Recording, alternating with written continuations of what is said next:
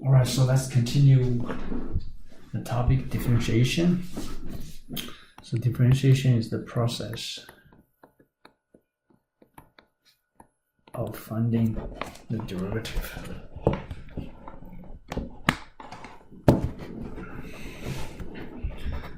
Finding the derivative.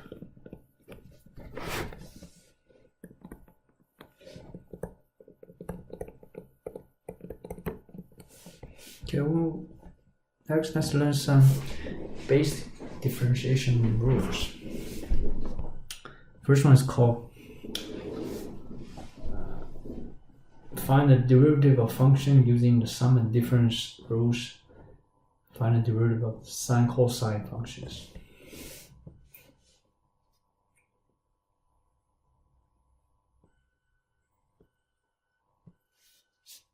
First of all, let's take a look at constant rule. Constant basically is just C. Any constant, right? So derivative of any constant C, any number, any real number C becomes 0. Okay. So that's basically the constant rule. Let's take a look at the derivative of a constant function is 0. That is, if C is a real number, then the derivative of C is equal to 0. Let's take a look at this graph. So we have a constant function of x equals C. The slope of horizontal line is always 0. That's why the derivative of constant function is 0. So as you can see, there's a relationship between the slope of the tangent line and the derivative. Slope and derivative, actually they are identical terms. So the derivative of a constant 7, any constant will become 0. So dy over dx equals 0. Derivative of 0 is 0 as well. Derivative of -3, 0. And the last one, y equals k times pi square. K is the constant. Pi square, pi is approximately equals 3.445. That's infinitely many digits. But since it's real number, squared of that will become a constant. So derivative of constant is 0. Okay. And next thing is the power rule. So this is probably the most widely used.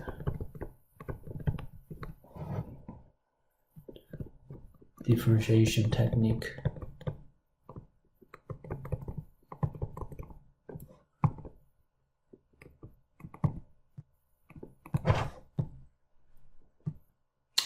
Before proving the power rule, it's important to review the procedure of expanding a binomial. So first one, let's say we have a parenthesis x plus delta x squared. Since it's a perfect square, so it will turn out to be x squared plus 2x times delta x plus delta x parenthesis square. Similarly, x plus delta x parenthesis to the third become x cubed plus 3x squared times delta x plus 3x times delta x squared plus delta x to the third. So the general binomial expansion for positive integer is x plus delta x parenthesis to the n becomes x to the nth, the first term. Second term, n times x to the n minus 1 times delta x, third term, and this is last term. Third term is n times n minus 1 times x to the n minus 2 over 2 times delta x squared plus infinitely many terms in between this, between the third term and last term. last term delta x to the nth. As you can see, right, starting from the third term until the last term, the exponents of delta x is definitely bigger than 2, greater or equal than 2. So delta x squared is the factor of these terms. I'll show you why this is important in x when we prove the power rule. So binomial expansion is used in proving a special case of the power rule. Okay, I'm going to see that in a second. So in the power rule, if n is a rational number, then the function f of x equals to x to the n is differentiable, and the derivative of function x to the nth becomes n. The procedure is quite straightforward. Put exponents n in the front of the exponents and reduce the exponents by 1. That's how we apply the power rule. For f to be differentiable at x equals 0, n must be a number such that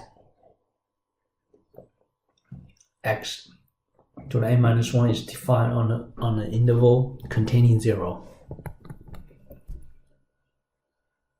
Basically, just make sure x to the n minus 1 is defined at x equals 0. That's what it means.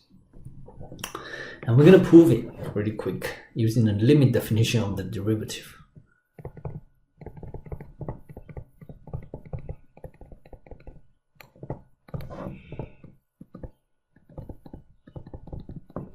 So we have a limit delta x approaches 0.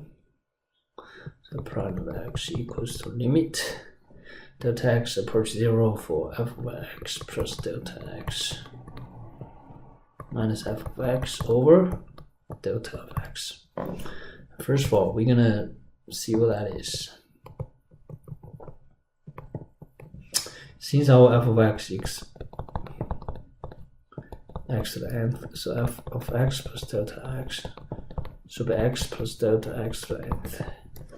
So now we have x plus delta x to the nth minus f of x is x to the n over delta of x. Then if you expand this, becomes x to the n plus n times x a minus 1 times delta x. It's exactly the same as previous slide, which is this, right? This whole thing. Okay. The next term is plus n times n minus 1 times x to the n minus 2 divided by 2 times delta x to the second. I have several terms between, a lot of terms in between. Delta x to the nth minus x to the nth over delta of x. As you can see, this term will be cancelled.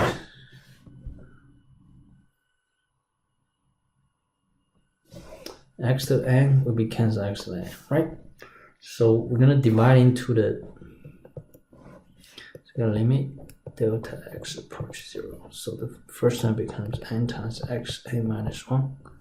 Delta x get cancelled, plus whatever remains over there will include delta x a minus 1. As you can see, starting from the second term, every one of these will contain a delta x. When we plug in delta x equals 0, do a direct substitution. So the result we end up with limit delta x approaches 0 n times x a minus 1. And with respect to delta x, this term actually is a constant. So the limit becomes x times n minus 1. N times x to the n minus 1. Okay. That's exactly the same as what we have over there. Okay, so that's the proof using the limit definition of the derivative to prove it. We use the power rule, the case for which n equals 1, meaning derivative of x is actually 1, right? Proof of this 1 we don't call that proof, maybe just a confirmation of this. So exponent is 1. So basically put exponents in front, reduce exponents by 1.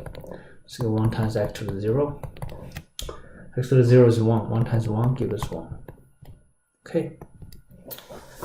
So this is a quick confirmation of what we just went over. The rule is consistent with the fact that slope of the line y equals x equals 1. Show that.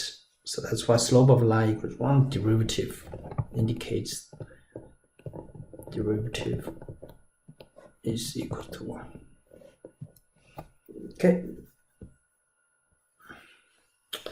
Right, so let's use the power rule to find the derivative for all these three things. A f of x equals to x cubed. The prime of x, applying the power rule. So as I mentioned, put the exponents in front to reduce the exponent by 1. So we get 3 times x squared. 3x squared is the answer. Second one B, we have g of x equals cubic root of x. So you also apply the power rule, you get to turn into exponents. So going from radicals to exponents, you put a base x, and the power is 1 over the index 3. Now it becomes exponents. Next thing, you're just using the power rule. Put exponents in front, reduce the exponents by 1. So you get 1/3 times x to negative 2/3. So the next thing, you just make it a fraction, flip the denominator, so it becomes 1 over 3 times x to the 2/3. Okay, that matches what we have here. The third one, we get a y equals to 1 over x squared. If you flip this to the top, it becomes x to negative 2. Now we can use that power rule.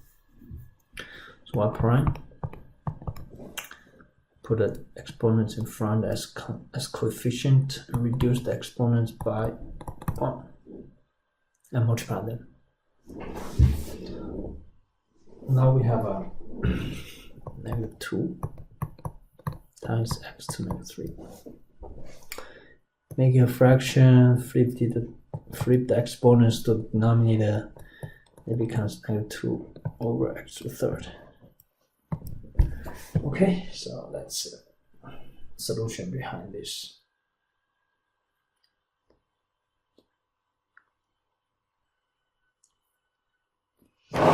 Next thing, let's take a look at constant multiple rule.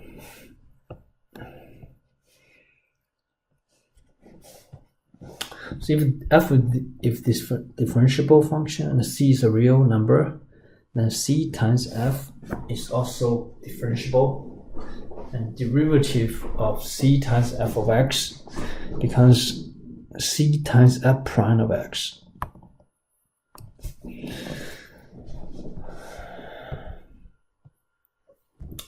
Okay, so we're going to use the constant multiple rule to figure out these answers.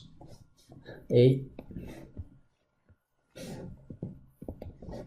we get y equals to 2 over x. Same thing as 2 times x to negative 1. Okay, the next thing is to find the derivative. Y prime, we apply the power rule. 2 times negative 1 goes in front and reduce the power by 1. So end up with 2 times negative 2 times x to negative 2. Just like previous, flip the denominator, it becomes negative 2 over x squared. B, we have a f of t equals to 4t squared over 5. We could just easily separate them into 4 over 5 times t squared. So a prime of t. And this, pay attention to this. This is a derivative with respect to time t. with respect to t. So it's 4 over 5. We apply the power rule here to t to minus 1. This becomes 4 over 5 times 2 times t to the 1, which is a over 5t. Okay, let's be c. We have y equals to 2 times square root of x. And square root of x becomes x to the half. After that, you can apply the power rule. 2 times half goes in front, times x half minus 1. 2 times half becomes 1, 1 times x to the negative half. Make it a fraction, flip the denominator, it becomes 1 over x to the half. And x to the half is exactly square root of x, so it's 1 over square root of x.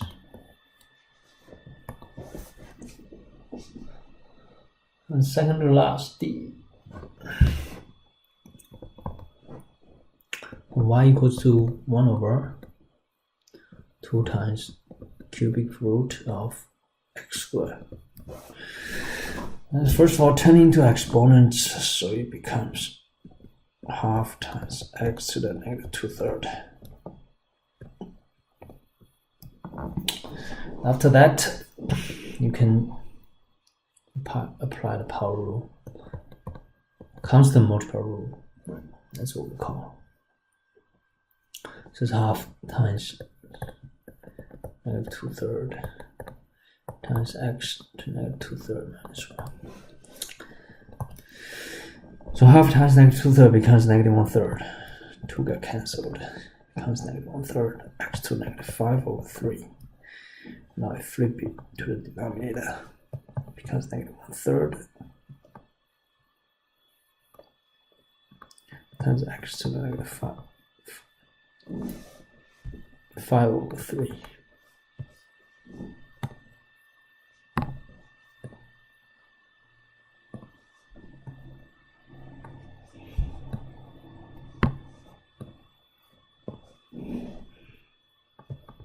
And we flip the bottom and become positive, right? Okay. And the very last one, e. Y equals negative 3 over 2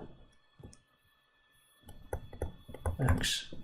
So I prime, put a constant in front, derivative of 1x becomes 1. So it's negative 3 over 2 times 1 is negative 3 over 2. Okay, that will be exactly the answer shown above. So the constant multiple rule and the power rule could be combined into one rule.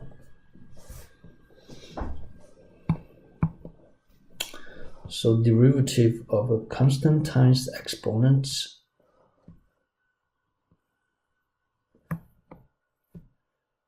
eventually becomes c times n times x to the n minus 1.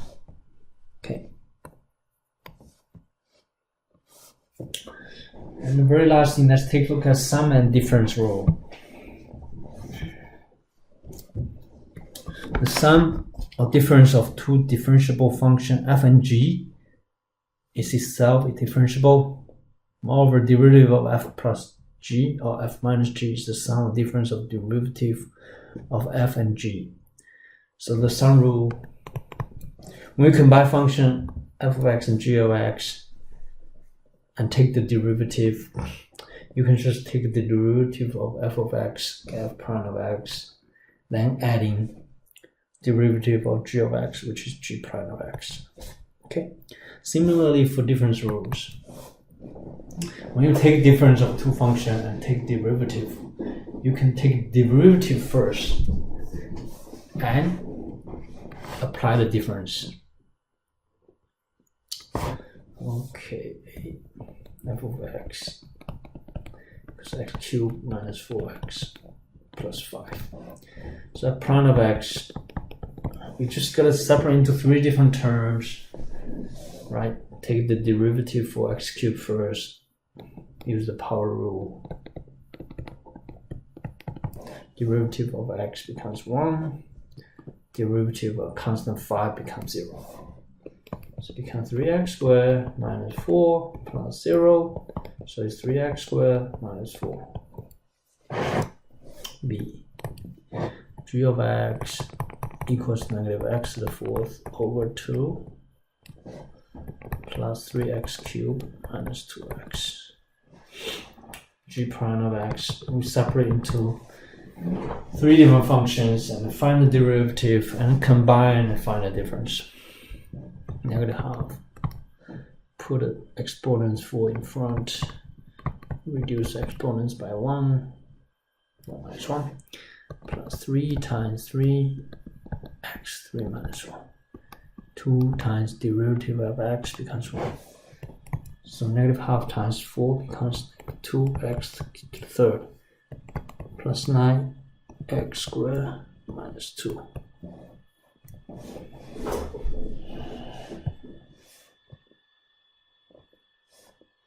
And the very last thing, let's take a look at the derivatives of sine and cosine functions.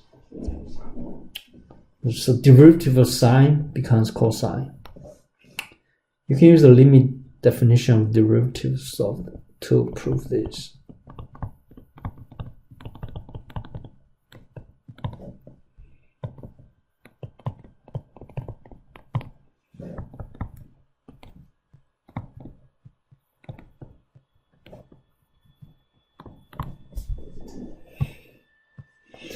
So derivative of sine x become cosine x, derivative of cosine x will become negative sine x. Okay, very straightforward. Just a derivative of either sine or cosine to reverse to the opposite one. Okay. So derivative of y equals to 2 times sine x. Constant remains, and derivative of sine of x becomes cosine of x. Second one is y equals to sine x over 2, which is half of sine x. So derivative of that, keep the half. The derivative of sine x becomes cosine x. And it becomes half of cosine x equals to cosine x over 2. And the very last one, see y equals to x plus cosine x. Derivative of x becomes 1. Derivative of cosine x becomes negative sine x. Okay.